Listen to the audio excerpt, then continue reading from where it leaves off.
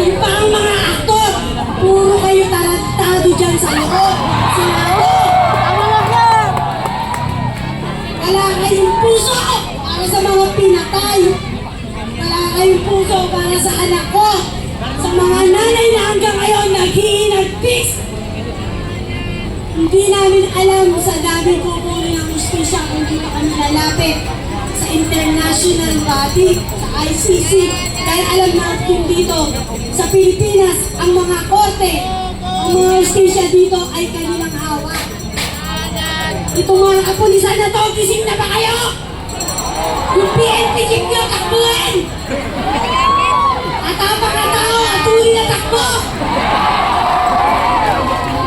Ako, nakakahiya ka, hindi ka dapat pamarisan ng mga kapulisan na to at ang mga mamamayan pa at mga batang nag-aangat magsilbi sa bayan. Nakakatawa lang na habang nagpuputukan sila doon, tayo dito ay niloloko at yung mga nabasa sa loob ng Senado ng mga salamin, tayo pa rin ang magpapagawa doon! Taxpayers' money ang gagamitin nila! Hindi dapat kinakanlong ng Senado ang isang pugante na tulad ni Bato. Dapat sila ang nagtatanggol sa atin! Kababayan ko, gising na ba tayo?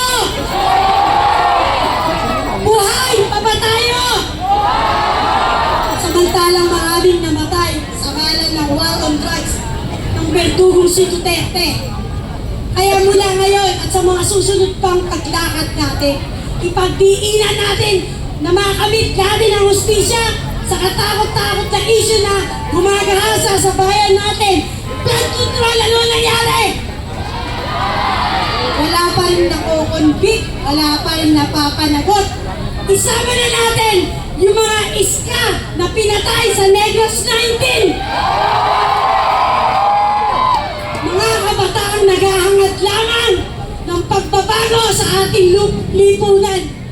Tinatawag nilang convict ang ina nila. Mga tao, yung mga scholar na yan, mga anak yan na magulang nila, na dapat din natin ihingi ng hustisya. Kaya huwag tayong pumayag na gawin tanga ng gobyerno na to. BBM! Pakinggan mo kami, gising ka na ba? Huwag kang magpipilihan sa panawagan ng taong bayan. Ipakita mo ang kapangyarihan mo. Litisin si Sara, arestuin si Bato. Kailangan makita namin na aresto si Bato, pati na po si Bongo at yung walibang kasama sa ICC. At kailangan panagutin natin yung mga senador na to. Kaya Tano, mag-resign ka na! Mapayapang hapon po sa ating lahat. Convict! Convict! Convict! Sana! Convict! Convict! Convict! Sana! Ay mga kababayan, narito po tayong lahat sa harap ng Senado kabilang po ang hanay ng mga katutubo at bangsamoro dahil gusto na natin ikulong si Bato de la Rosa, gusto na natin panagutin si Sara Duterte at silin si Bongbong Marcos Jr. Sa panunungkulan po ni Bato bilang dating police chief, marami rin po sa hanay ng mga pambansang minorya ang kinulong sa ngalan ng gera sa droga. Kwento nga po ng isang nanay na ang kanyang asawa ay inaresto dahil sinabi nila na siya ay drug pusher. Ito po ay walang warrant of arrest, walang due process, walang pagharap sa korte. Pero inaresto pa rin po siya at hindi nga lang po ito kawalan ng hustisya. Sila po ay nahiwalay sa kanilang tatay, sa kanilang asawa na nagtataguyod sa kanilang pamilya. Bukod pa po rito, malaki rin ang naging papel ni Bato sa kontra-insurhensyang programa sa Mindanao noong dekada 80 pa lamang po bilang leader ng mga berdugong grupo o samahan na Alsamasa at Tagtad kung saan maraming mga bono ang pinatay gayon din po sa hanay ng mga lumad. Napakaraming paglabag sa karapatang pagtao ng mga ito dahil sa brutal na pamamaslang sa mga sibilyan, armado at revolusyonaryo. At noong administrasyon nga po ni Rodrigo Duterte, ninais pa niyang buhayin muli ang alsa-masaukang armasan ng mga lumad para kalabanin ang mga kapwa nila lumad dahil lamang bitbit na huli ang paninindigan para sa bayan.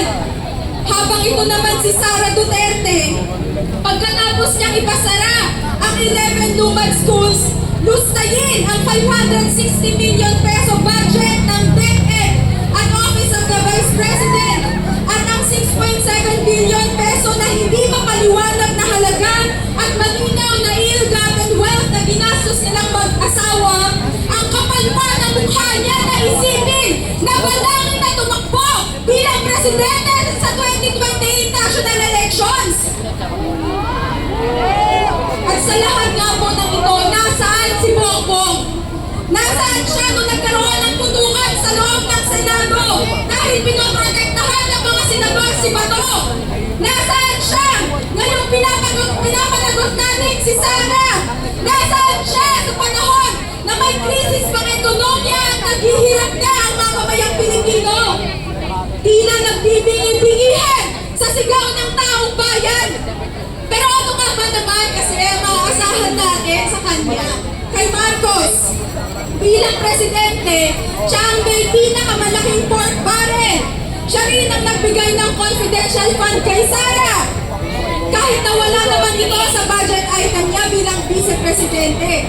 Siya rin ang pangunahing embodiment ng isang burokrata kapitalista. Siya ang numero unong anti-mamamayan, numero unong pasista dahil sa kanyang National Action Plan for Unity, Peace and Development. Siya rin ang numero unong kurakot dahil sa ibinulsa niyang 8 billion peso galing sa pondo ng taong bayan. At siya rin ang numero unang tuta ng talong na patuloy na ibinibenta ang Pilipinas sa imperialistang Estados Unidos. Hindi na pumangmang ang mga Pilipino. Hindi kami madadaan sa pag-iyak at pagkanta ni Bato na napakapangit naman. Hindi tayo madadaan sa pagpapabango ni Sara at lalong hindi tayo magpapadaan sa pananahimik ni Marcos Jr. Patuloy ang paniningin ng sambayan ng Pilipino dahil ang